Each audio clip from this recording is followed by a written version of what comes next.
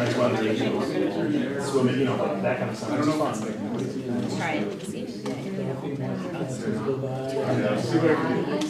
Yes. Hear a sizzling noise.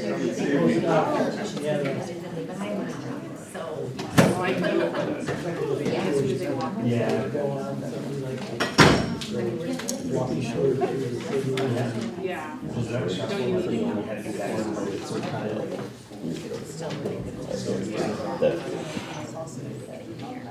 don't have any questions, get the hell out of here. Yeah. Yes. Those cruises, they're gonna be This is the last year, yeah. 150 people. Yeah, so it's pretty small. Yeah, that's pretty cool. Yeah, I love it. Yeah, you can lay back and, don't even know you're moving.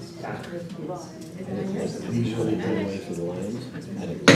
I call this meeting to order. Start with the Pledge of Allegiance. I pledge allegiance To the flag of the United States of America, and to the republic for which it stands, one nation, under God, indivisible, with liberty and justice for all.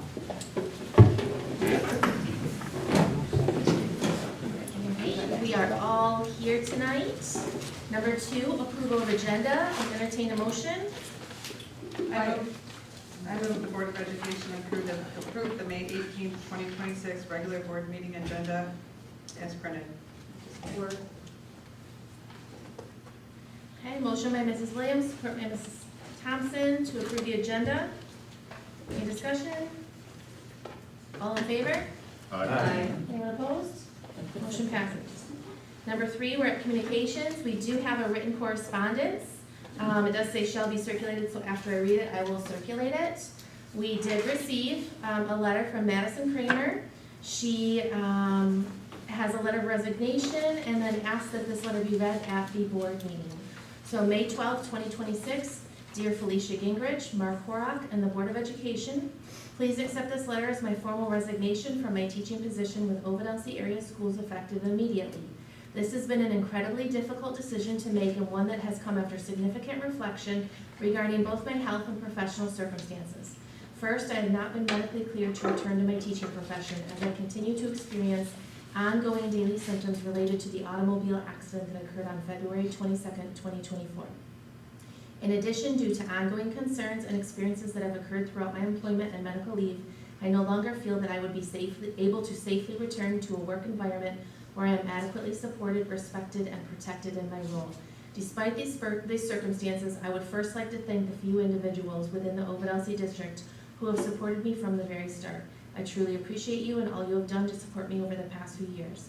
I would also like to thank the community for the support I received after my accident and all of the loving and encouraging comments, cards, gifts, etc., as those were the things that kept me going and fighting during that very rough and unexpected time. The support during that time was something I needed from the very start of my career, but it was not at all received. I took this job as a 5th grade teacher at E.E. Knight Elementary with a lot of excitement and ideas as a fresh graduate from Central Michigan University. From the beginning, I came into my job with a lot of passion in what I was doing and had so many fun ideas to make learning fun and have a safe and supportive environment for my students. But it was very hard for me personally when I worked in such a negative atmosphere with very little support from the start. I entered into a work environment that had constant negative comments and complaints about change and endured so many negative comments about my ideas to change things for the better. Something I learned very quickly is that change in the OE community is very hard and has a very negative outlook. In my short time working in the classroom, the spark that I had brought into my career was very quickly lost. And the thing is, it wasn't the students' fault, as it's always blamed on behaviors. It was the employees within the school who brought me down. Within a very short amount of time, I became burnt out as a new teacher and started to question this job that I had been so excited about for many years. I started to question my decision to take a job within the Ovid-Elsie School District. Since my auto accident, I have had to navigate several additional challenges that have caused me to reevaluate my future within this community and work environment. While it is unclear whether these events are directly connected, the breach of my confidential medical information involving a board member's daughter has deeply impacted my sense of trust and safety. It is extremely concerning to feel that individuals serving on our Board of Education could potentially misuse their positions in ways that appear driven by personal motives rather than the best interests of the district. Serving on a Board of Education should be a selfless responsibility centered on improving the district and supporting students, staff, and the community. Unfortunately, the ongoing conflict, personal agendas, and negative atmosphere surrounding district leadership have created an environment that I no longer feel comfortable being part of. As both a lifelong student of this district and now an employee, it has become increasingly clear that putting students first has not always been the priority for some individuals involved. That realization is both disappointing and discouraging. Although this was not an easy choice, I genuinely cared about my students and entered this profession with the intention of building a long, meaningful career in education within our community. I sincerely hope that moving forward, meaningful changes can be made to create a healthier, more supportive, and more professional environment for both students and staff. Sincerely, Madison Kramer. So I'll pass it this way first, just so you guys can see. Letter B, Ovid-Elsie personnel. Okay, letter C, I do not have any public participation in regards to our agenda. So we'll move to number 4. I would entertain a motion for our consent agenda. I move the Board of Education approve consent agenda as presented. Support. Okay, motion by Mr. Miller, support by Mr. Nash to approve the consent agenda as presented. Any discussion? Okay, roll call, Mr. Nash? Yes. Mrs. Williams? Yes. Mrs. Thompson? Yes. Mrs. Greer? Yes. Mr. Miller? Yes. Dr. Huff? Yes. Yes. Motion passes. Letter number 5, Board of Education reports. First, we have Hello, the, this is the presentation of the 2020. this is the CC RESA General Fund Operating Budget presentation. Every year, the districts in Clinton County are asked to approve this budget, and Rich Kenishnek has put together a video. Instead of coming in person, they started this back during COVID and just kept this tradition going with sending a video to play. And so I'll have Crystal play it. 2027 Preliminary General Fund Budget for the Clinton County Regional Education Service Agency. My name is Rich Kenishnek, and I'm the Finance and Business Director at Clinton County RESA.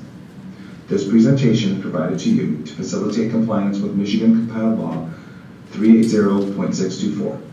No later than June 1st of each year, the board of each constituent district must review the proposed intermediate school district budget and adopt a board resolution expressing its support for or disapproval of the proposed budget. The constituent district shall submit to the intermediate school board any specific objections and proposed changes the constituent district board has to the budget. Budget documents were sent in an electronic form along with this presentation. Please feel free to contact me if you have any questions or comments related to the information provided. Please note that this presentation is for the general fund only. In addition to the general fund, Clinton County RESA maintains a special education, vocational education, and capital projects fund. Our budget assumptions for the most part will impact all funds. For the 2026-2027 fiscal year, we are projecting a 2.5% growth in taxable values. Retirement expenditures related to the unfunded actuarial accrued liability, known as UAAL, will be offset by revenue from the state, and Section 81 for ISD general operations is expected to increase 2.5% based on the governor's proposal. On the expenditure side, Clinton County RESA's salary and wage projections include estimated increases due to ongoing negotiations with both labor unions and the movement of staff to our new compensation manual. We have also taken into consideration the increase in health insurance caps. Please note that the cost of overall Clinton County RESA support and operations are shared by the general and special education funds. When you review the summary page of the general fund budget, you will notice some areas of substantial change. We are anticipating the state will continue to fund the 32N before and after school programming at an increased level based on the governor's proposal. The increase in federal funding is due to the MyMTSS Technical Assistance Center being a part of Clinton County RESA for the full fiscal year. This program is partially funded by multiple federal grants as well as one state grant. I would also like to highlight a few other grants which will have a significant impact on Clinton County RESA as well as our local school districts. The state continues to fund mental health initiatives through the 31N6 grant, and Clinton County RESA will continue to receive funding through the Regional Assistance Grant, which is used to support schools identified by the state for comprehensive support and improvement, or CSI. We are also expecting the Trails Grant to be fully expended in the 2027 fiscal year. Generally, grant expenditure increases and decreases are offset by increases and decreases in revenue, so there is little to no impact in the financial bottom line. That being said, the administration of grants takes considerable Clinton County resources. Grant funding taxes both the business and administrative side of the organization. Other items of note are the increase in personnel consortium expenditures due to an anticipated increase in pupil accounting costs for the 2026-2027 fiscal year. You will also see an increase in government relation expenditures due to the addition of Hannah Sweeney as the CARES Collaborative Director of Government Relations. This is a shared position between Clinton County RESA, Eaton RESA, Ingham ISD, and Shiawassee RESD, and you will see corresponding revenue for these shared services. Based on this budget, the Clinton County RESA General Fund will increase its fund balance by $79,969 in 2026-2027. The fund balance to expenditure ratio is expected to be 4.04%, which is skewed by the $135 million Clinton County RESA receives as part of the 32N out-of-school time grant. Clinton County RESA is a flow-through agent for these funds, so while our expenditures will increase by $135 million, our fund balance does not. For this reason, I've calculated the expected fund balance to expenditure ratio, not including the 32N funding, to be 34.38%. If you take into consideration funds committed for specific purposes, the ratio is 3.69% or 31.41%, not including the 32N funding. We are aware that our fund balances are healthy, and we truly value your continued cooperation and partnership in supporting this level of fund equity.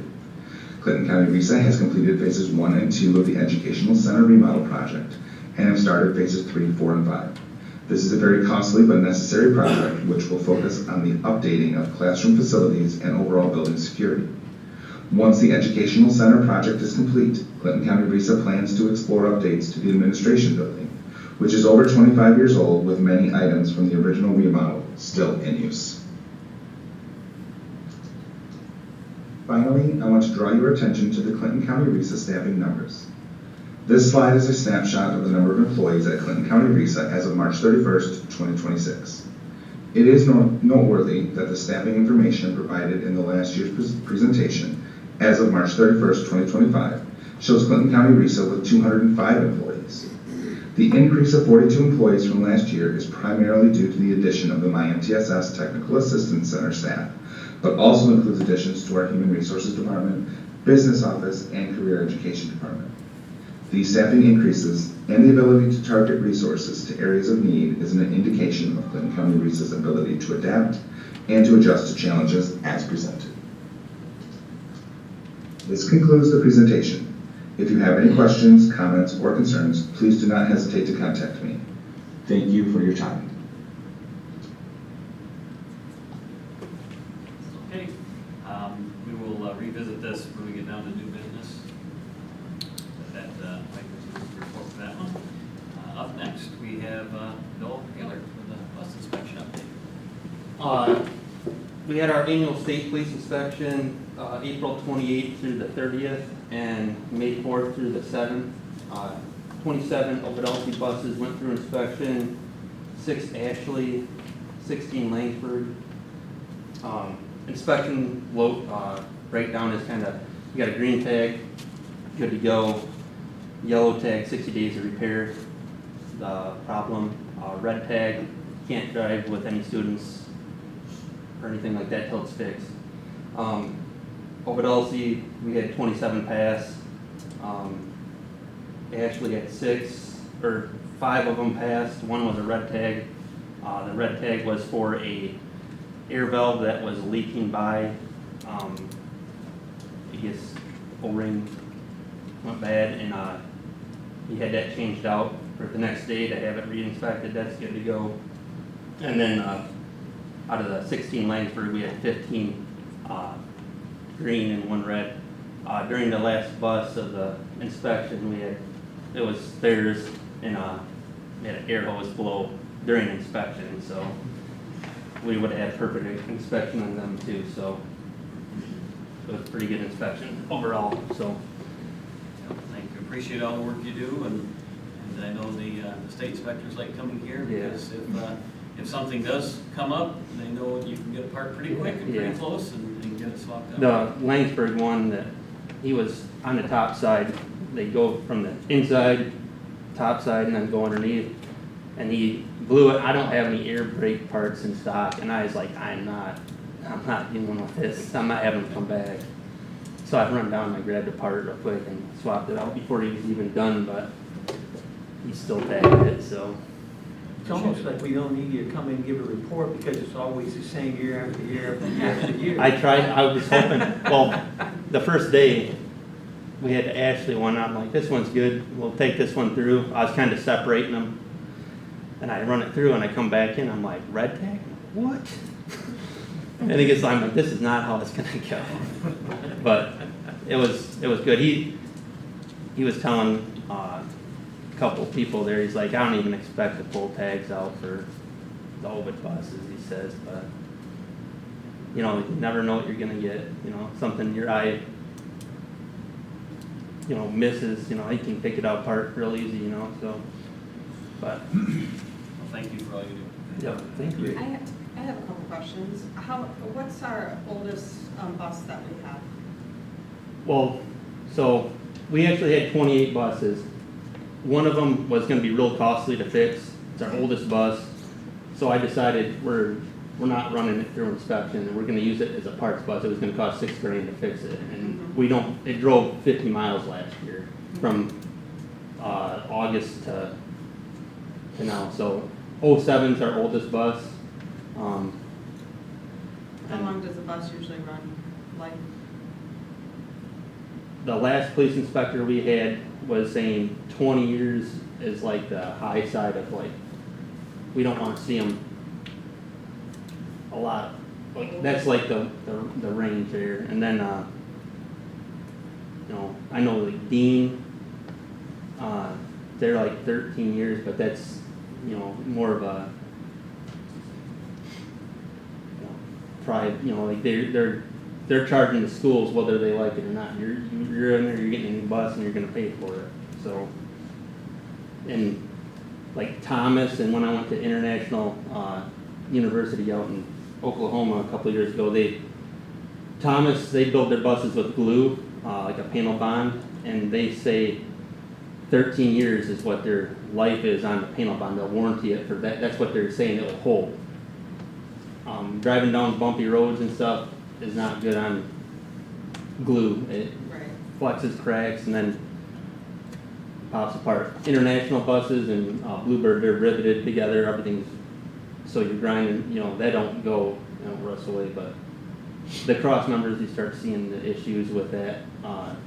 The last day, or the day before the last day, they had Langsford brought three out of 4 buses they brought over for the last day. I said I wanted to see them before they went through because I haven't seen them, and they had cross members. So three of them had cross members. One had a front and rear in front of the rear axle cross members, so 2 of them, and then I had another one with a front cross member, and they were 2012. So they start showing the rust underneath in that area. do we have a lot of buses at the 20-year mark? Like, are we on a good rotation of They're- purchasing new buses, or? They're evenly spaced. Got 207s and 09, 10, 211s, 213s, 315s, 416s, Okay. an 18, 219s, 220s. So they're all evenly spaced, and there's, 2 years apart? yeah. All right, thank you. And a big thank you to all our bus drivers who, I saw some postings after school about getting the kids home and keeping them calm during the storm, and so. They did a great job today. Today, yeah, superheroes.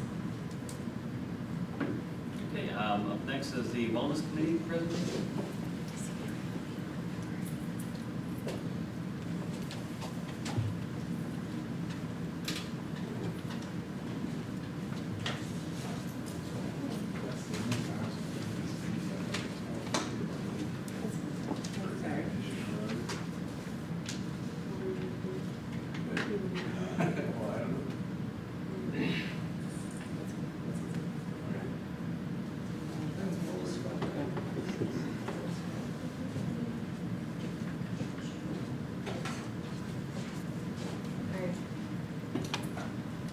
As most of you don't know, that I'm Melissa Jones, I'm the district nurse. This is Sean Pardee, who is food service director. We co-chair the wellness committee, and I want to just highlight what we've done this year. We've had a pretty eventful year, so this is pretty much. We came up with a mission, I believe that was last year. That was part of our. We came up with our own mission and purpose, and that is that. Overall, this is, wellness policy is required by the local education agencies and anybody that receives National School Lunch Program funding. They are required by the USDA to maintain a local wellness policy that promotes student health and well-being, and that is what this policy is. We have a policy that basically just promotes physical activity, nutrition education, physical education. And those are the three top topics, I guess you want to call it, for what environments they support. And ongoing, of course, just looking at lifelong healthy habits is what our goal is. So the commitment for us to continue funding is that we have to do a formal assessment, which is the triennial assessment every 3 years. Ideally, annually, we review where our policy stands with what our practices are. And that's what we did this year. We did the triennial assessment last year, and then we did a re-review of the policy and practices this year, and want to present what we've done and where we're at with that. So those are my wellness matters, and I think we all kind of know. We've touched on this for a few years. So these were our goals last year, and that was nutrition education, which was basically promoting healthy eating habits, nutrition awareness, of course, educating students and staff and family and wellness practices, the healthy environments, and the fundraiser guidelines that support student health and learning. So there were several things that fell underneath that goal. And then wellness resources, our goal is to develop and provide accessible wellness resources, tools and information to support students and staff, families and district groups in providing those healthy practices and wellness policy awareness. And then staff wellness was support employee well-being by encouraging healthy habits, self-care, engagement, and a positive wellness culture throughout the district. So how did we meet those goals? So we started first. Our goal was to apply for and implement the USDA Teen Nutrition Grant to support nutrition education and promote healthy eating initiatives across the district. We were awarded $15,000? 12, and then we were able to, they had some extra funding, so we were able to apply for an additional 3. So total we had $15,000. And we've done student taste testings, and we've done some student surveys. So why we do those type of things, of course, helps increase the student engagement. It helps Sean be able to adjust the menus to what the kids like, and it really does help them feel involved in those wellness initiatives and gets them eating the healthy foods and not bringing all the junk food that I like seeing, or I don't like seeing, but I do see. We did a elementary fruit and vegetable survey, and that was fun because we had another committee member that joined us, and we literally went and spent the day to ask them to pick their 2 top favorite fruits and vegetables. Our goal was to see which ones they liked because a lot of them go in the trash. So our theory was, like, how can we change the menu up and have less waste and really more of what they want. And so you'll see what their top choices are: strawberry and grapes, which the janitors hate grapes, but and then corn and cucumbers were their favorites. And actually, we had a lot of side salads. Yep, that was number 3. So.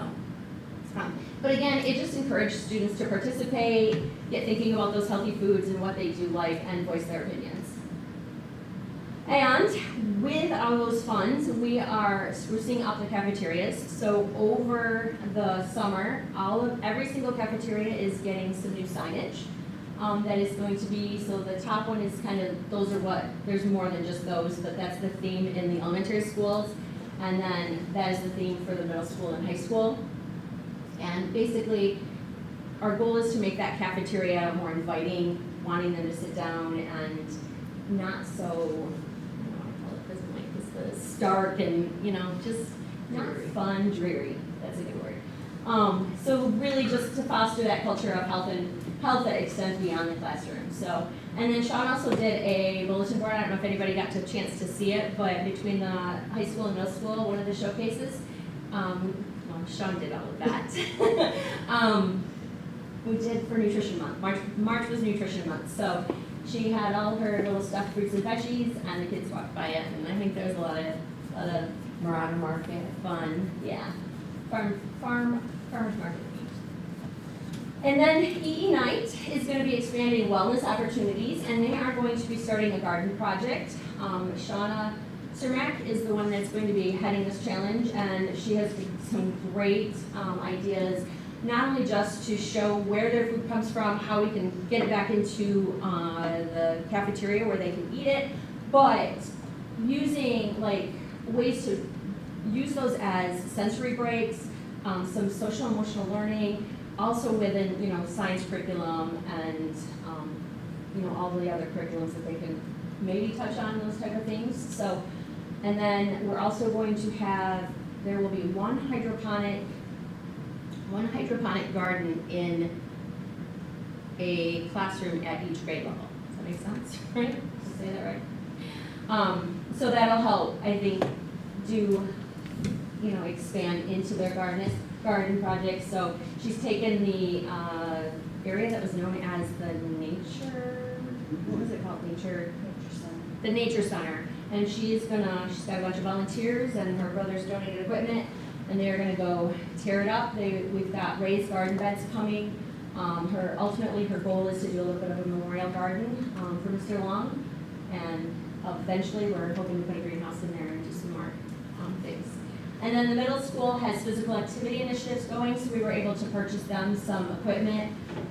So they have lunch in their cafeteria, but then they kind of go outside in the little yard area, but they don't have a lot to do. So we were able to get them some equipment that they can use like after the lunch programs, or having stuff for teachers to take them out and doing movement breaks and things like that. So that will be their own equipment where they're not borrowing from the gym class, because the gym class is already using most stuff, and there were some issues on, I don't want to say sharing, but there was definitely things coming up missing or being in use when they needed to be. So we got their own equipment. And then ultimately our goal is just to build a healthier school community, whether that's through nutrition education being expanded, the healthy environments being promoted, and wellness initiatives will just continue to grow and engage the students.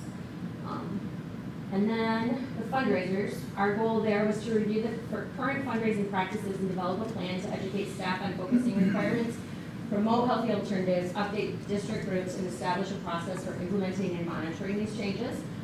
And what we went through the fundraising rules that are all based on the National School Lunch Program compliance. We have built a tutorial that explains all of that, and we kind of are working on pushing that out so people understand. It's not just something we're making up. There is compliance rules so we don't lose our lunch funding. And then also aligning our snacks with the USDA Smart Snack Standards. So that is something too, it's addressed in there. We've got links on the website, and there'll be more to come on that. And that just impacts the increased awareness of fundraiser requirements. And fundraisers are touchy because, of course, we want them to be healthy. We want to promote, we want them to make money doing whatever they're fundraising for, but we also want to promote things that maybe aren't food related. There's a lot of studies that show child obesity is up because they associate foods with treats and good things, and instead of, sometimes you have to do hard things and learn that, and it's not always like rewarded with food. So trying not to always get that brain thinking that food is that reward and doing other things. Sometimes it also causes exclusion problems because you're having a lot of kids with allergies, and when you are doing fundraisers based on food, there's a lot of donuts, and if you have kids with celiac disease or a peanut allergy, those type of things, then they get excluded. So just educating and making sure that we have tools to be able to share that. So the committee came up with a resource that came up with a bunch of different ideas, and then there's a bunch of resources that we're going to add to our webpage too. And I think I covered all of that. And of course, just building awareness and ongoing support. Just these are all the different things that we've tried to do throughout the year. And then our goal is not to limit the fundraising opportunities, but to support creative, engaging, and wellness-focused practices that align with student health and district wellness goals. And then wellness committee webpage. This was a huge one. So our goal is to develop a wellness community webpage to provide accessible district and community wellness resources, updates, and supports in one centralized location. So obviously we have a policy and procedures guide, but not everybody knows that there's a wellness policy. So now we are going to have this wellness committee page that will have all the resources, the explanation behind the wellness policy and why that is. So we are working on that. It is not done yet, but hopefully launching over the summer. And it was developed by a gentleman that volunteered. He actually was here taking pictures from Michigan Department of Education, and he was so kind to design that for us at no charge whatsoever, and he was amazing, and so I'm super excited when we launch that. And then employee wellness programs and challenges. The goal is to review the current wellness programs and develop initiatives for challenges to promote promote staff health, engagement, and overall well-being. So this is an ongoing thing. There's a lot of different things that we're doing. So we continue to add wellness topics and reflection into our PD days with our staff, and then just of course health newsletters and ongoing education. And that'll still be one of our new goals we'll talk about, but data review and policy assessment. So we analyze the data to evaluate where our policy effectiveness and then demonstrate year-over-year growth and define strategic initiatives for the upcoming years. So we use the MiFi data, which unfortunately is not out yet, so we have not dove into that yet, but I'm told mid-June. But we did do the WellSat, which is the policy and the practice assessment, so we were able to use that. And then we did do a staff survey. So on this, you guys will get a copy of that. There are the resources, you'll be able to see the staff. We had a decent, I want to say we had around 30%, I think, 30% of staff. So it wasn't too bad, and it was kind of diverse around whether it was teachers or office staff, kitchen staff. There's a lot of different, and so what we evaluated is what healthy practices are they doing in their classroom, whether that comes from, are they serving treats, are they moving in the classroom with breaks and brain breaks, what do they offer? So that's what we evaluated to make our goals for this year. So the WellSat triennial assessment comparison, last year our strength of our policy was 66, this year is an 83. So we have increased that. And then the key practice of improvements are the federal requirements that where our policy strengthened were the federal requirements. We had transitioned some wording that helped us get from like a weak to strong implementation. The nutrition and PE verbiage in there, and then the employee wellness. This is all just verbiage in the policy that says these are things that we will shoot to hit our goals on.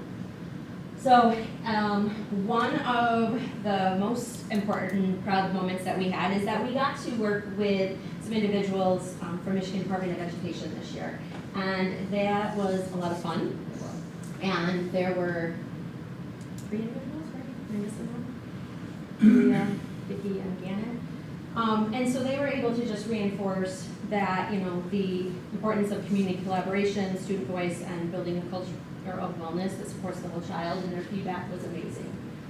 And their help with the grant was super important and awesome. So what are our goals this year? We're going to look at the curriculum and practices. So our goal is to work with Sam and look at what our health classes are teaching across the district, what curriculums we're using, and be able to evaluate it from that. So that's going to be a very long and ongoing process, and I don't expect that next year we won't have changes in next year, but into the following year maybe, just because that'll be a big project. And then staff wellness will still implement initiatives and promote healthy habits and stress reduction. The main thing I want to see is positive behavior modeling, increasing staff participation rates, and promoting wellness in district spaces. I think we can fill up the walls with all the signs in the world that we want, but if staff are not actually participating in modeling that behavior, the kids aren't getting that message. So that is going to be our goal, is to make sure that we are focused on that. And then community engagement. We want to increase that engagement with resource sharing, parent education, and healthy promoting activities. So we will up our substance abuse prevention focus. We will take into account like the MiFi data and where we're at with that stuff, and tweak that accordingly. And of course, healthy lifestyle changes and physical activity opportunities. There's our meeting schedule. We have 4 for next year's already scheduled. And I want to thank all of our faithful members, which one of them is here today, so thanks, Charlie. We had several that have come in and out and contributed, and then we had faithful members that were there every week. So we're still, or not every meeting, excuse me, but we are still looking for members and are open to all the help we can get doing this. So that's that. Any questions? Okay, I'm not making a connection between the fundraising. Like, is it that you're wanting to change rewards that come from fundraising? Well, the fundraising, just there's a lot of healthier options. So to be able to like promote them to changing some, how do I say, like being able to utilize things and not always just like your junk candies that nobody really wants, but being able to find alternatives to be able to fundraise with. So the fundraising, there's a couple different avenues with fundraising, because obviously some of the fundraisers affect her food program funds. So we needed to educate staff on what that means, because just making sure that everybody's in compliance and that all of those documents are getting done, and the why behind that. These smart snacks, educating on that, so that's where that falls into. And then just promoting with like your SOS groups and student council and things like that. Just looking at, for other alternatives and just providing them with some resources. Does that make sense? Do you expect many changes from the USDA with a lot of change happening in their department? What do you mean with what kind of changes? Well, about what ingredients being like on the bag. Just there's a lot of changes that are being. Basic guidelines. What? Basic guidelines. Yes, and is that going to maybe trickle down? Do you see any in the future? Like with ours, we always have, like next year, we have even a lower sodium target that we have to hit. So it's gonna depend on a lot of people this summer making different formulas for food with less sodium and stuff, so that's gonna be hard, so. So when it comes to food, I mean, she has to follow their guidelines as to what's required in a meal, which is, I mean, she's got like her legume day and her green veggie day and things like that all come from, what day that they're, I don't wanna say what day, but it's like, there's 5 days and they have to have The 5 subgroups. there's 5 subgroups, there you go. And then from a nutrition education standpoint, I mean, we look at, it's the Smart Plate. So, I mean, I don't anticipate any changes from that. Still educating, obviously, I always educate on clean whole foods. You're looking at the plate, you've got your proteins, your veggies, and when your plate, I don't put that up there, but like your plate is divided and it's a half and then quarters type of thing. So making sure that they're getting and understanding those. So I don't know if that answers your question, but. It was more of like federal government regulations, and if you saw anything trickling, like word buzzing around about. Not really yet. I mean, we knew we would have the sodium targets were getting lower every year. Calories, I mean, that's something, I know the kids complain because they don't get enough food, but I have to stay within my calories. And doing that also includes their milk, any condiments that they have, that all is included in their calories. I love that you included kids in the taste testing, because they Oh, yeah. will definitely tell you what they like. Oh, and they did. Yeah, I'm They sure. absolutely, it was called bridal snake pasta, And it was just, they called it rattlesnake because it had a little bite to it, because it was a little bit spicier. And they loved it. It was, and That and the fruit juices. yes, the fruit juices, the kids like the fruit juices because they come in like little energy cans. They look like they were like an energy drink, but it was 100% bubbly juice. So they really like those. Like Julia from Michigan State Extension and Vicki and Gavin were all there the day that we did the taste testing, and poor Julia had to stand guard because the kids are like, "Can we just have a whole can?" And it's like, no. Right. Will the webpage be part of Ovid-Elsie's website, or will it be Yes. standalone? No, it'll be ours. Because we're required to put all the wellness stuff out there, so if anybody needs to look at it and stuff, it's there, right? Readily available. And the other thing I didn't put is that we started last year being at the open houses so that people know that we're there, the committee's here, what our meetings are and what our initiatives are. So we'll be at the open houses again this year. And we do need students on it, so. Yeah, ours graduated. He's still coming back though. So. I got a question. Is, the stuff that we have here, is it like, science-based? In other words, are they showing, like one program works better than another program? Because it seems to me our kids are getting heavier, and we come up with new programs all the time. And I'm just curious, do they work or do they not work? And that's what I'm trying to figure out. Well, here's Is there the one thing. program better than another one, and we should be doing that program? Or, I mean, No, I understand where you're coming from, because when I worked in the offices, and that was the one thing, really working with patients that had health conditions, to me, food is fuel. And as a society, we don't see it that way. And so it's really shifting our mindset, and that's where my goal is really getting away from that, we need those treats, or we see it as a treat and not a reward per se. Because it's okay to have a treat, but that's the thing, when you're eating all the time is a treat. So I always push, and to me that is science-based, that we need our whole foods, fruits and vegetables. And the nutrition, I used the Michigan Model Health this year for the health lessons, and the nutrition base was all, that's what they push, is really not your processed packaged foods, because I think that's really where. and does that go home to the parents also?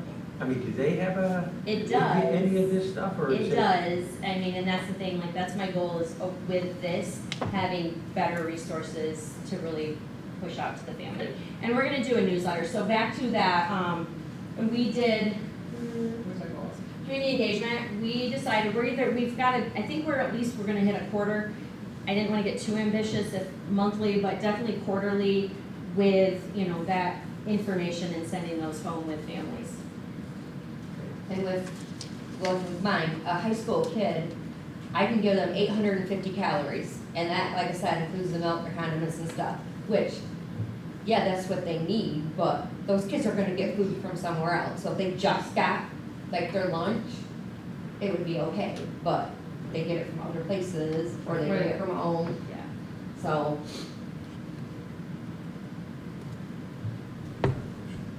Maybe more for Sean, maybe. I'm just curious, but how much would you say as far as prepared food versus food that maybe things that you actually make? What do you do in the kitchen? Is there much that you do as far as making it yourself, or is it mostly all prepared? A lot of times on Wednesdays is our day that we'll kind of make more stuff from scratch, just because, it seems like all the time we're short-staffed on Monday, people get sick over the weekend. Wednesdays is a really good day for that. We try, but we're just, like, when I started here, I had a cook, or I had a cook in each kitchen, and I had a baker in each kitchen. We made homemade cinnamon rolls, we made homemade cookies, like, that stuff was every day. I mean, that would be awesome, but with the calories and all that stuff, there's no way we can do it. Do you have the staff available to still continue? Not enough staff? I don't even have enough staff to have subs which I'm working in the kitchen some of the times, which I don't mind at all, but some of my kitchens, like EE Night has been running with just 3 of them in there, and we have to pull a recess. Aide comes and helps sometimes to take names, because we don't have people that want even sub. When I started working, I had lists of people that were waiting to get on the sub list, just so that they could get in. Thank you.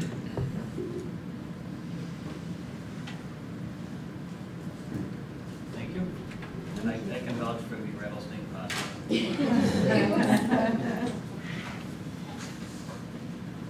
All right, so Melissa's gonna stay up there again, the Ovid-Elsie updates. All right, you guys should have in front of you, I believe, the 2-year report. So with Mr. Powell retiring, Mr. Horak asked me to take on the role as the Ovid-Elsie Sexual Education Advisory Board Supervisor. So this transition will create an opening for a co-chair on the board. Mrs. Williams is going to continue in her role as co-chair, and we will be presenting a candidate to be appointed to you guys, or be appointed by you guys on the board to fulfill the other co-chair coming next month.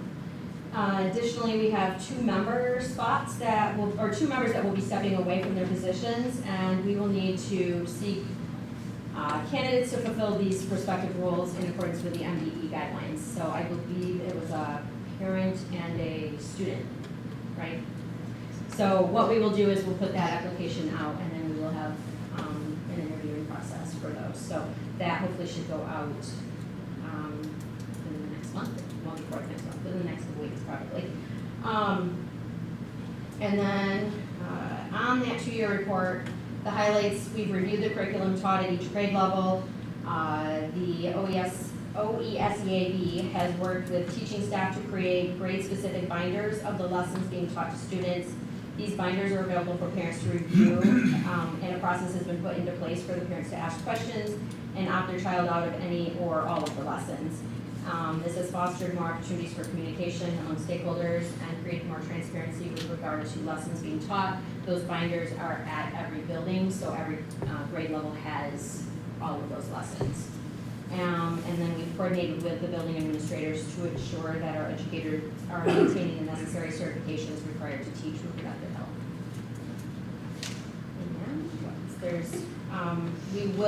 we have not analyzed the MiFi data, but that will be available mid-June, so that'll be something we look at next year, which will look at, those risky behaviors, is what we're teaching, helping or not helping, and then looking at, if we need to adjust anything. So, and then Mr. Snyder did bring up at the last meeting that he really wants to look at some curriculum because I believe it was Michigan Mental Health has really condensed his stuff, and there's not a lot for him in his curriculum. So he really wants to dive into trying to find some new things. So that's really what our committee will be doing, or advisory board will be doing this year. And then of course there is a process, so we will go through the hearing and the 2 public hearings and then the school board approval once we've done our research and decided, what aligns with our policy. That he wants to update his curriculum and if any other curriculums need to be updated. Any questions? Thank you. Thank you. All right, superintendent report is next.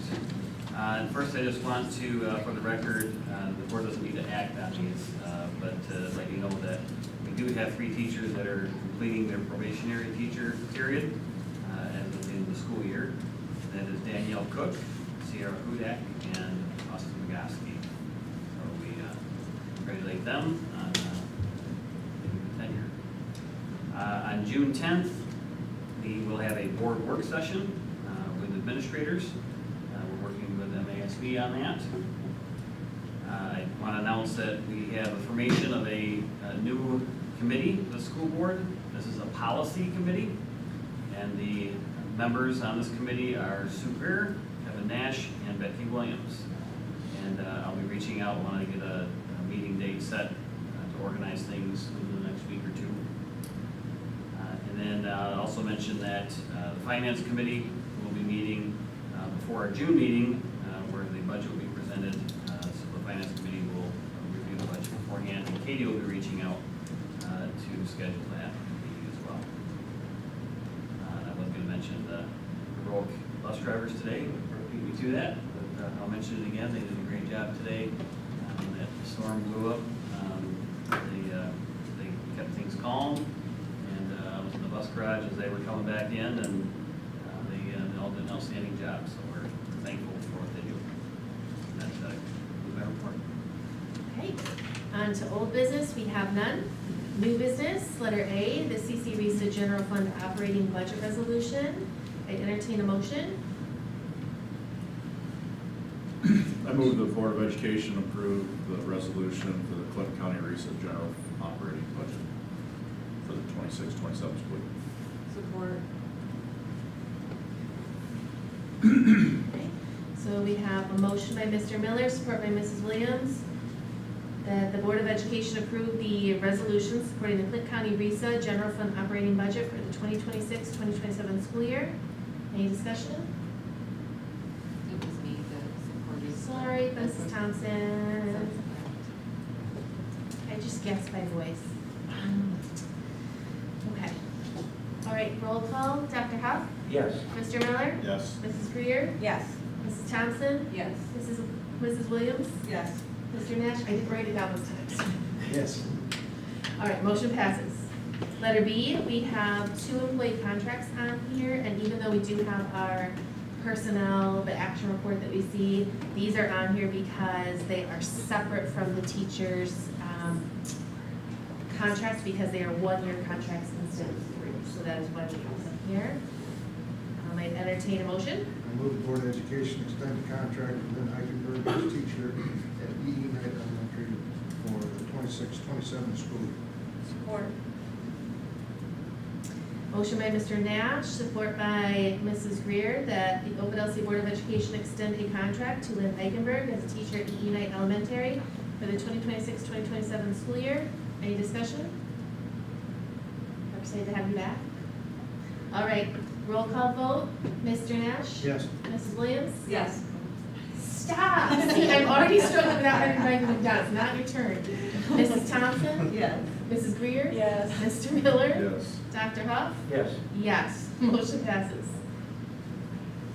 I move the Board of Education extend Sure. the contract to Linda Snelling, teacher at E.E.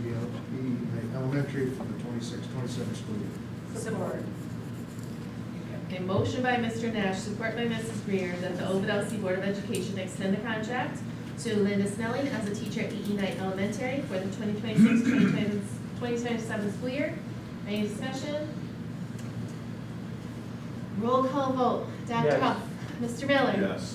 Mrs. Greer? Yes. Mrs. Thompson? Yes. Mrs. Williams? Yes. Mr. Nash? Yes. Yes, motion passes. Thank you for coming back. Thank you. Would you like to say anything? Yes, I know she, maybe team, we love working at EB Knight. We love the staff and we love our principal. We get support. The kids know us. We love them. We love the families. And thank you for letting us come back and do another year. Yes, Thank you for coming back. Very blessed, very appreciated. Thank you. All right, letter C, Neola policies.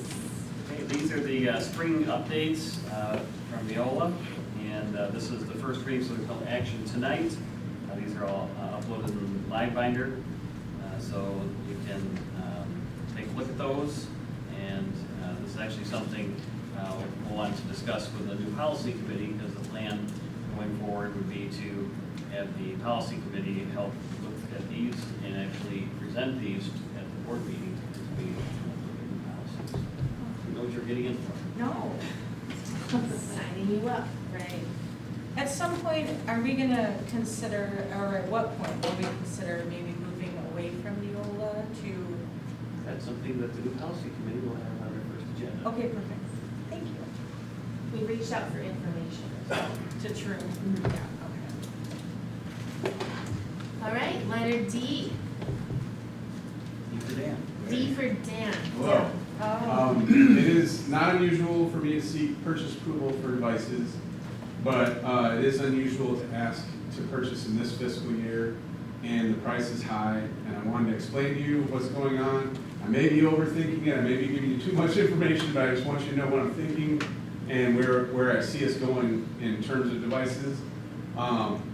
We began a one-to-one device initiative with the Thompson grant in 2020, I should say around 2020. And at that time, we established a 5-year refresh cycle. Many school districts do a 3-year refresh, but we thought we could repair in-house and keep things alive longer and spend less. And we're pretty, I always say, brand agnostic. We always buy the cheapest one that has the specs that we want. That's kind of been our philosophy this whole time. But now devices that were once around $300 with state bid discounts are around $500. It's fluctuating a lot. Tariffs and war have stressed the market, but the biggest factor in device currently is AI. And I made the slide deck with AI, so I'm contributing to the problem. And it's kind of, I don't know, I'm not happy with it. But, so what's going on, the memory centers for AI, there's an increased demand for memory, both what we normally call RAM and hard drives. And everything we do on the internet uses this memory, but we need even more of it to do some of the creative stuff that these AI products can do. And the demand is far outstripped the supply, maybe illogically, arguably illogically, because things are purchased way out now. And it was always the case that the big data centers like Google and Microsoft and Cloudflare and some of the backbones of the internet got first pricing, and they still do. But we're getting whatever's left over in the device market currently. And so far it's been 130% increase, and it's affecting our ability to buy anything in devices. It's not a good time to buy a computer.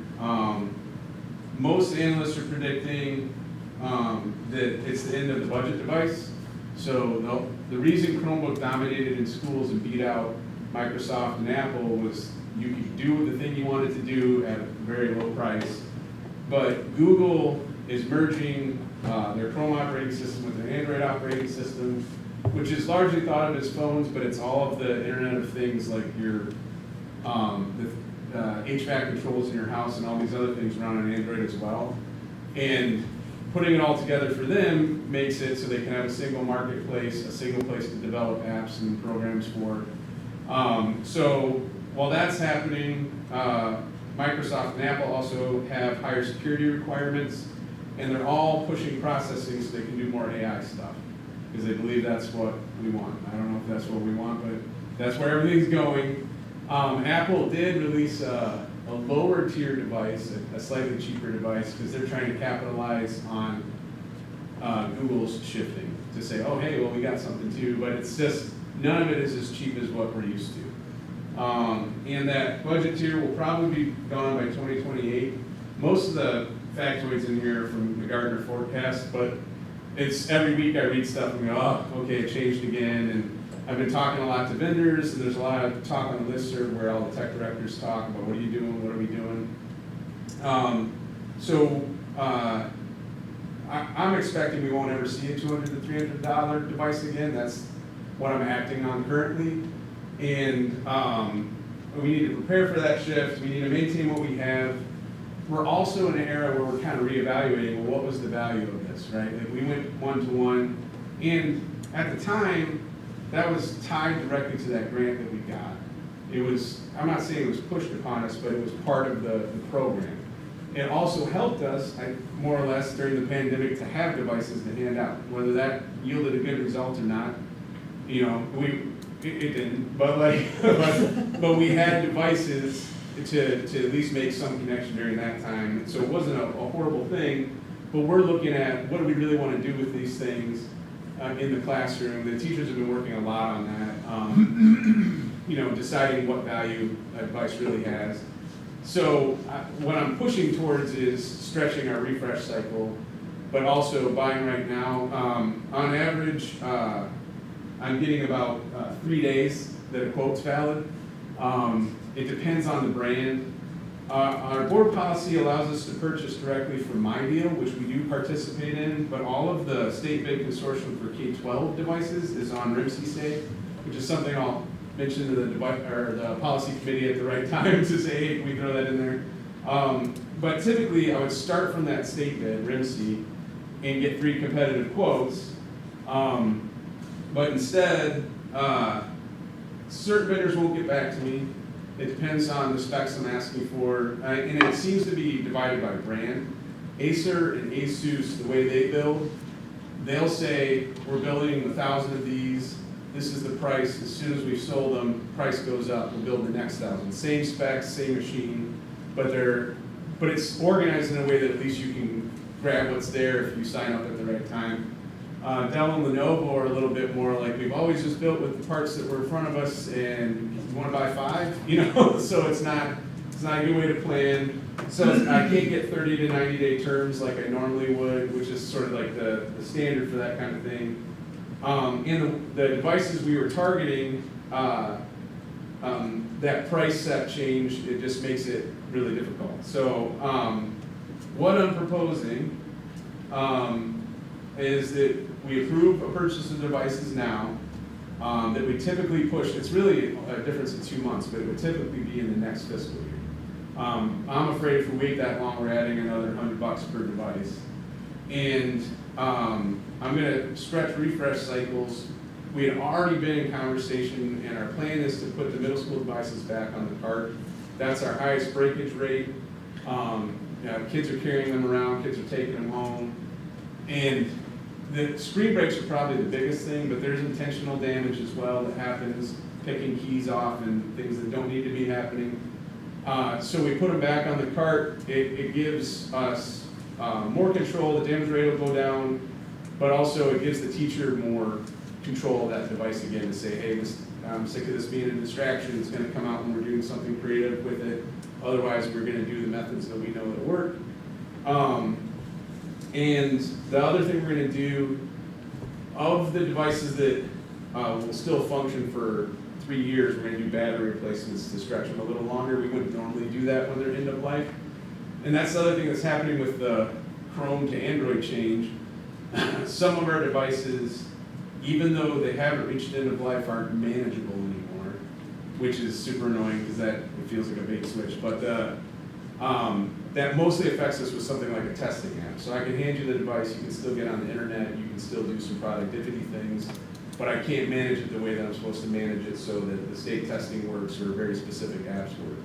So we're taking what we have that is good and using the parts to put things back together and buying some batteries, which have not been hit yet by any kind of, knock on wood if there's wood in here, any kind of price gouging stuff. So, and then the other thing I'm trying to keep an eye on, we have to keep devices at a certain specification so that we can be part of this merging into a new operating system. So instead of saying this Chromebook doesn't work anymore, okay, now it's called a Google Book or whatever the title is for this Android operating system, which Google has said, I don't have this in writing, but they have said that it's going to be a slow roll. They do not want to lose their education market to anybody, so they're not going to, they're trying not to pull the rug out under us, I guess.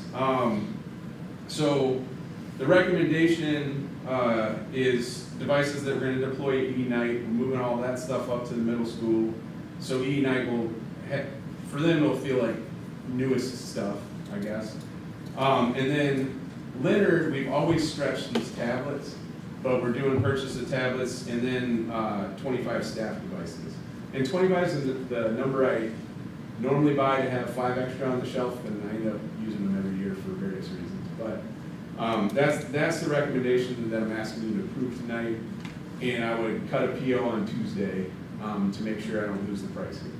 The company that I ended up working with, and I did talk to a number of them, at CDWG,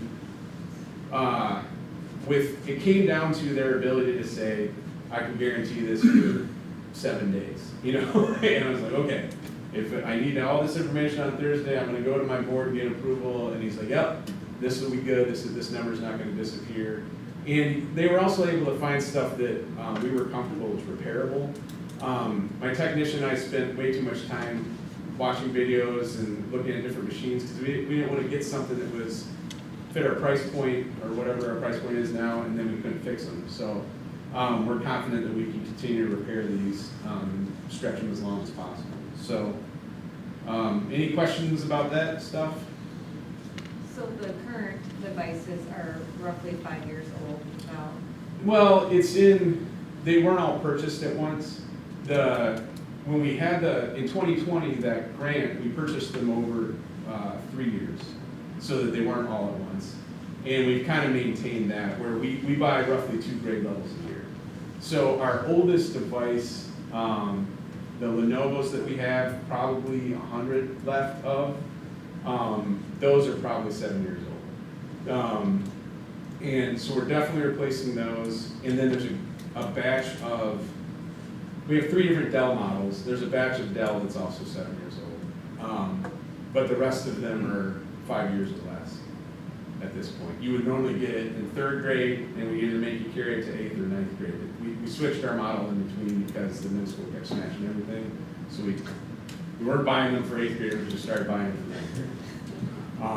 And I'm not saying it's intentional, middle school grade is unusual, but yeah, that's about where we're at. And I could give you a detailed rundown of our inventory at some point too. I don't have it with me. And is there any revenue that you could do with the usable older computers? You said that they're not end of life yet, but. Yeah. So the answer is most of the time we go through a recycler and they give us a dollar amount on the parts that they can use. It's never a lot. And market value for a Chromebook that is end of life is somewhere between 10 and 50 bucks. But it's kind of on like, well, can you find someone who wants to pay you 10 or 50 bucks? There's no, they're paying us for minimal value for the most part. And a lot of the recyclers are repurposing devices and selling them in other countries. But the cost for them to do that, they have to fill a. I just asked because MSU, like surplus store, their auctions, they'll have a pallet of used computers. And only once have we done a public sale. That was the first model of Chromebook. What's crazy about those, we sold them for 10 bucks and kids brought them back to me for the next 8 years saying, hey, can you fix this? And we did actually, because we're like, yeah, I got one, I'll swap out parts. Yeah, well, for real, and they haven't built them that well since. They, I mean, comparatively, or they've been harder on them. The other thing that we have, so we still do touchscreen, which I wave around all the time. The reason I do that is these devices run Android apps, and there are classes where it's beneficial to be able to touch instead of use the mouse keyboard.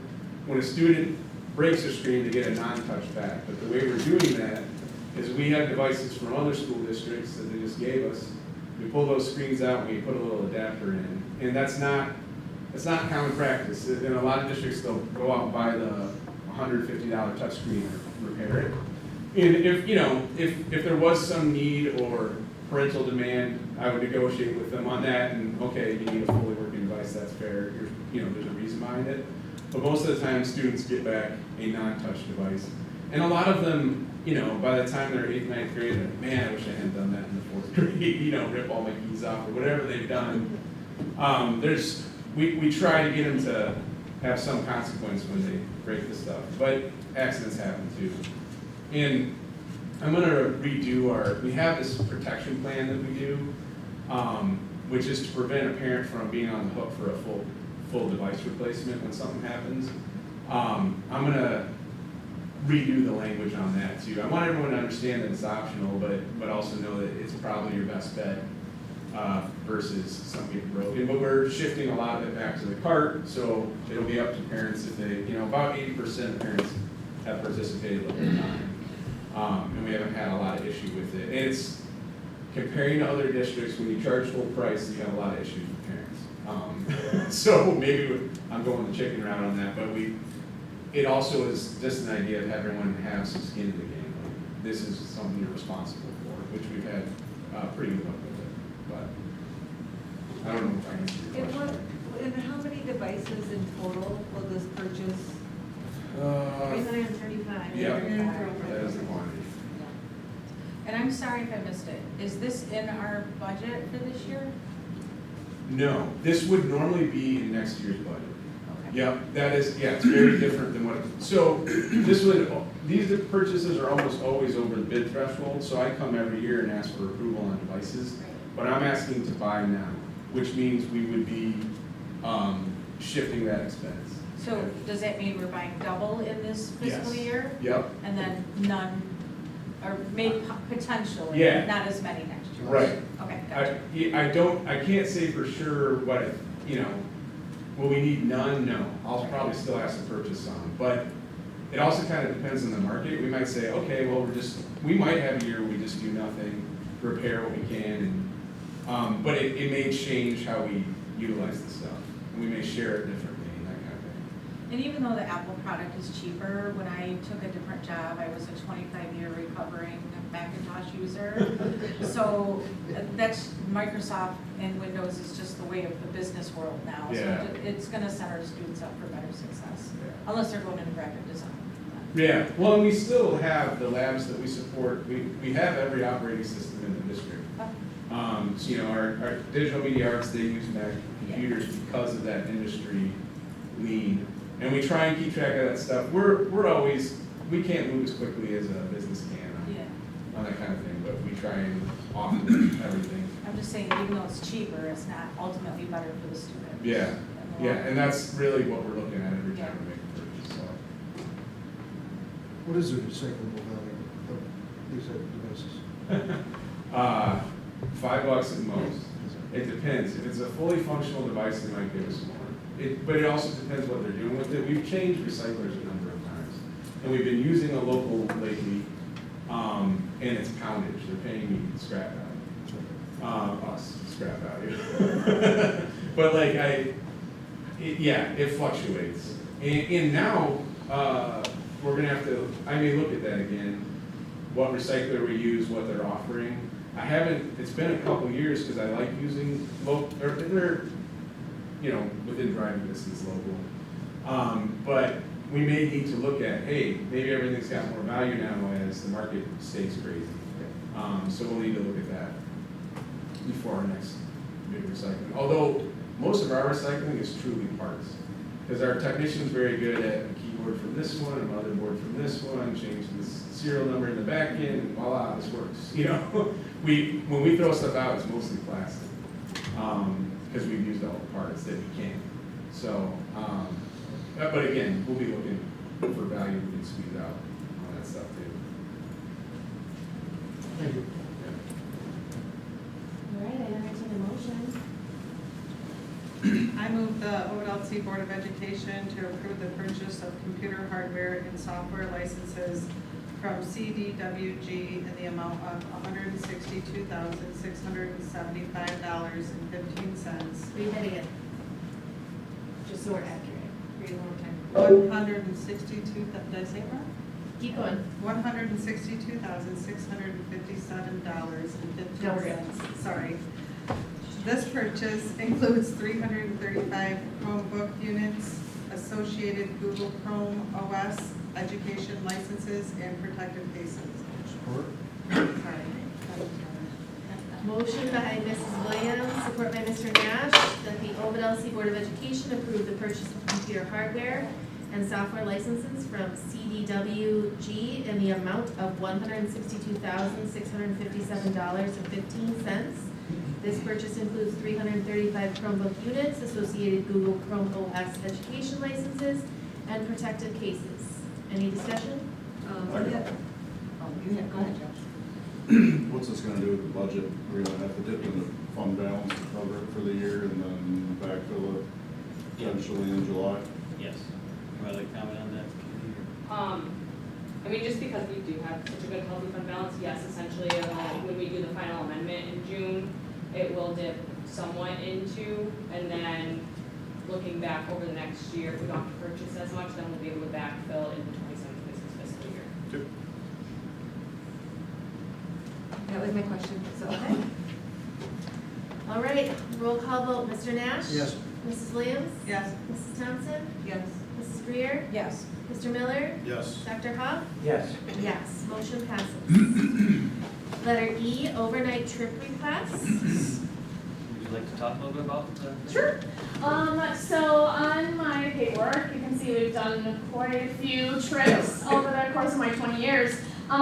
We were planning to do our band camp at school this year because we couldn't find a location.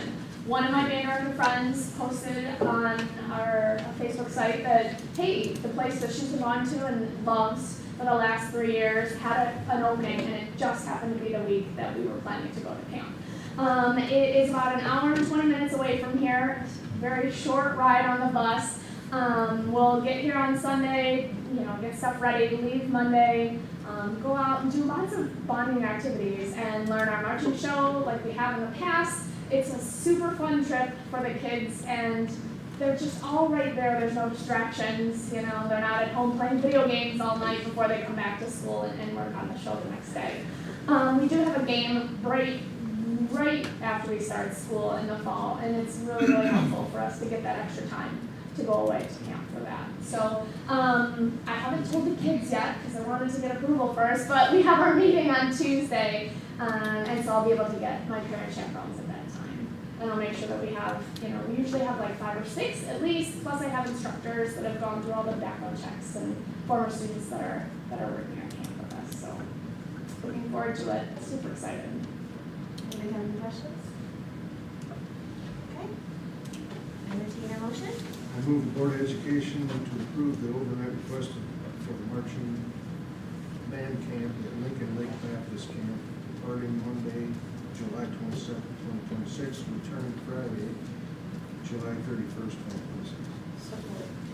Motion by Mr. Nash, support by Mrs. Weir, that the Board of Education approve the overnight request for marching band camp at Lincoln Lake Baptist Camp, departing on Monday, July 27th, 2026, and returning on Friday, July 31st, 2026.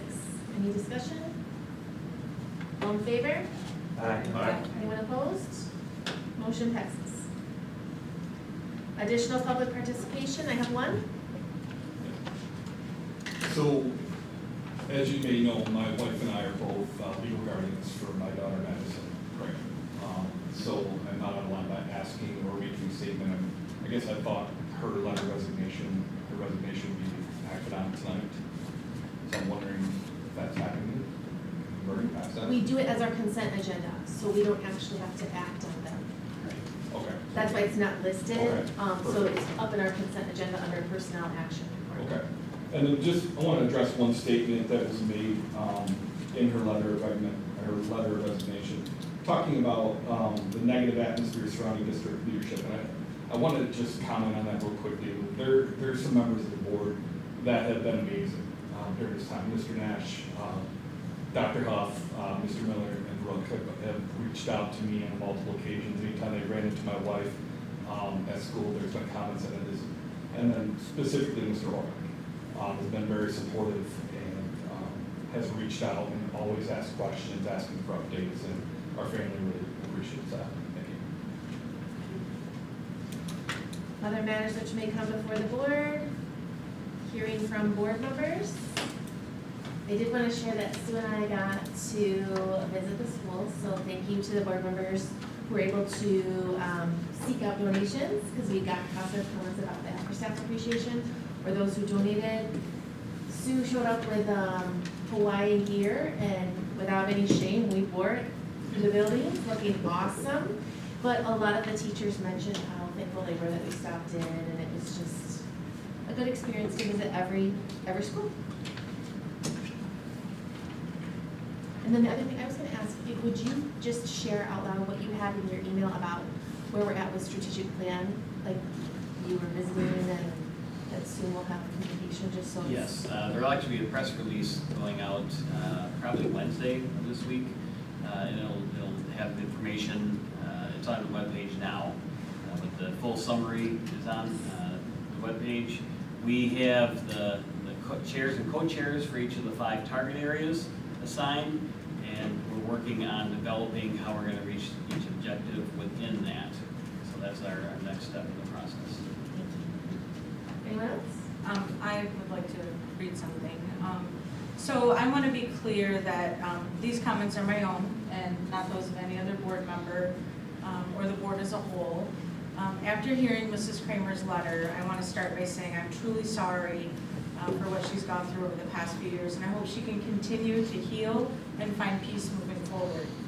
There's a lot to unpack in that letter, but I specifically want to address the comments at the end regarding board members misusing their position. The letter used phrases like unclear and potentially, which are framed in a way that suggests wrongdoing without stating it directly, yet still leaves the impression of misconduct. Over the past several months, we've heard repeatedly public commentary about potential ethics violations, potential felonious acts, and claims that more information is coming to light daily. Those statements created a narrative that is simply untrue. I can no longer sit here and listen to tall tales that are meant to harm me and others on this board. Enough is enough.